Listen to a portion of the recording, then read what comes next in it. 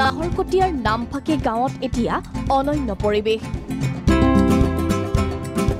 অসমীয়া বাপতি সাহোন ৰঙালী বিহুৰ সমান্তৰালকৈ নাহৰকটীয়াৰ নামফাকেৰ বৌদ্ধ মন্দিৰত অনুষ্ঠিত হৈছে পৰম্পৰাগত উৎসৱ পয়চাংকেন।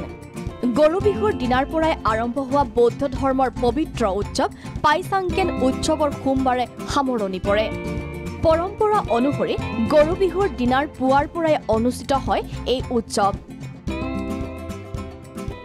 বৌদ্ধ ধৰ্মৰ লোকসকলৰ লোকবিশ্বাস মতে বছৰৰ প্ৰথম দিনটোত এনেদৰে বৌদ্ধ মূৰ্তিসমূহ স্নান কৰিলে গাঁওখনৰ অপায় অমংগল দূৰ হোৱাৰ লগতে গাঁওখনত শান্তিৰ পৰিৱেশে বিৰাজ কৰে। সকলোৱে এনেদৰে বৌদ্ধ মূৰ্তিসমূহ স্নান কৰোৱাৰ লগতে ইজনে সিজনৰ গালৈ পানী ছটিয়াই আনন্দ উল্লাসত মতলীয়া হয়। এই উৎসৱক পানী বিহু নামেৰেও জনাজাত।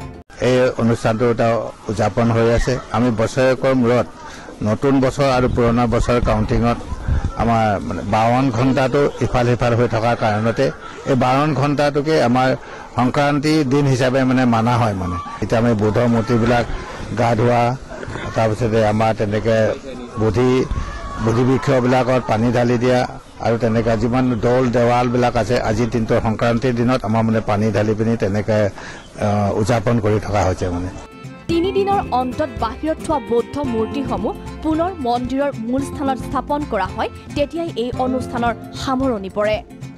নাহৰকটীয়াৰ পৰা নৱজিৎ দেৱ ৰিপৰ্ট, প্ৰাগ নিউজ।